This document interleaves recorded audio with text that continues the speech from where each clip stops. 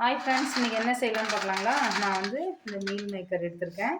இதை வச்சு நம்ம ஒரு வறுவல் தான் செய்ய போகிறோம். எப்படி செய்யலாம்னு பார்க்கலாம் வாங்க. இது ஃபஸ்ட்டு அலசிடலாம். நம்ம தண்ணி போட்டு அலசிட்டு வந்துடலாம். இங்கே பாருங்கள் ஃப்ரெண்ட்ஸ், நல்லா கழுவி எடுத்துகிட்டு வந்தாச்சு. இப்போ நான் கொஞ்சம் சுடு தண்ணி வச்சுருக்கேன். அதை வந்து இதில் போட்டுருங்க. நமக்கு இது கொஞ்சம் கொதிச்சு வரணும். இதுலேயே கொஞ்சோண்டு உப்பு வேணால் போட்டுக்குங்க. பாருங்கள், கொஞ்சம் உப்பு போட்டுருங்க. இது நமக்கு கொதிக்கட்டும். இங்கே பாருங்கள் ஃப்ரெண்ட்ஸ், சுடு தண்ணியில் போட்டு நமக்கு எவ்வளோ பெருசாகிடுச்சு பார்த்தீங்களா? இப்போ இதை வடிகட்டிட்டு நம்ம பிழிஞ்சு எடுத்துக்கலாம். இதை வடிகட்டிட்டு பிழிஞ்சு எடுக்கலாம். இங்கே பாருங்கள் ஃப்ரெண்ட்ஸ், நல்லா நான் வந்து வேக வச்சுட்டு கொஞ்சம் தண்ணி ஊற்றி இது நல்லா அப்படி புழிஞ்சிக்குங்க.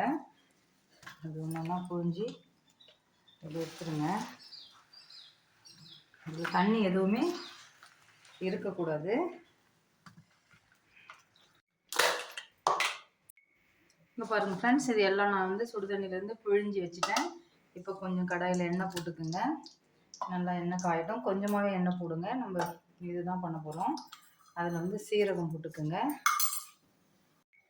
ஒரு கொத்து கருவேப்பிலை போட்டுக்கோங்க. அதுலேயே ஒரே ஒரு சின்ன வெங்காயம் பொடியாக கழித்து, பெரிய வெங்காயத்தை வந்து சின்னதாக பொடியாக நறுக்கி போட்டுடுங்க. உப்பு சேருங்க.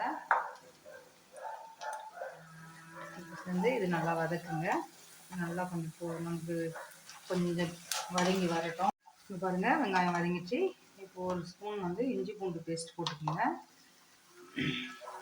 இது வதங்கினோடனே இது கூட கொஞ்சம் மஞ்சத்தூள் கொஞ்சம், தனி மிளகாத்தூள், இது காரத்துக்கு ஏற்ற மாதிரி போட்டுக்கோங்க. கொஞ்சம் குழந்தைங்களுக்கு நம்ம கொடுக்க போகிறோம். நம்ம வந்து குழந்தைங்க வந்து காரம் கம்மியாக சாப்பிடுவீங்க, அதனால் கம்மியாக தான் போட்டிருக்கேன். இது வதங்கிட்டு இருக்கும்போதே இது நம்ம புழிஞ்சு வச்சுருக்கேன் இல்லைங்களா? இன்னொரு வாட்டி கூட நீங்கள் புழிஞ்சிடலாம். அப்புறம் தண்ணி வருது, இதை எடுத்து இதில் போட்டுருங்க. ஈஸியான இதுதான் இது. இப்போ பாருங்கள், இது எல்லாருக்கும் மசாலா எல்லாம் ஒன்றோட ஒன்று சேர்கிற மாதிரி அப்படியே கலந்து விடுங்க. நம்ம என்ன தான் பிழிஞ்சாலும் இதில் நமக்கு வந்து தண்ணி இருக்கும். குழந்தைங்களுக்கு வந்து ஸ்நாக்ஸு அந்த மாதிரி சீக்கிரமாக கொடுக்கறதுக்கு வந்து இது சூப்பராக இருக்கும். இது வந்து கலரட்டும். நமக்கு அப்படியே பிளெண்ட் அது ஒன்று வந்து பார்த்திங்கன்னா இன்னும் நமக்கு வதங்கி வரணும். எப்படின்னா, நம்ம தண்ணி தண்ணியில் தானே இருக்குது. இது தண்ணி ஃபுல்லாக பாருங்கள். இப்போ புழிஞ்சால் கூட நமக்கு தண்ணி தெரியும். இது எல்லாமே நமக்கு கொஞ்சம் நேரம் பொறுமையாக வச்சு நம்ம வந்து இது ஸ்லோ ஃப்ளேமில் அப்படியே நம்ம வந்து இது பண்ண விடணும், ட்ரை ஆக விடணும். கொஞ்சம் நேரம் இருக்கட்டும். அதுக்கப்புறம் நம்ம கரம் மசாலா போட்டு இறக்கிடணும். இங்கே பாருங்கள், எந்த அளவு இருக்குங்களா?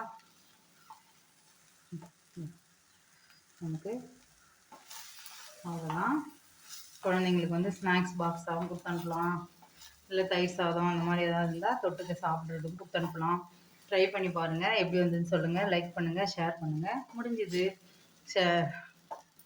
இங்கே பாருங்கள் ஃப்ரெண்ட்ஸ், எல்லாம் ட்ரை ஆகிடுச்சு. அவ்வளோதான். மசாலா பச்சை வாசனை எல்லாமே போயிடுச்சு.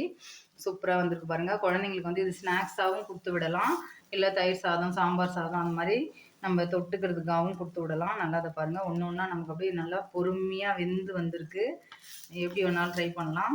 ஸ்நாக்ஸாக கூட குழந்தைங்களுக்கு போட்டு கொடுக்கலாம்.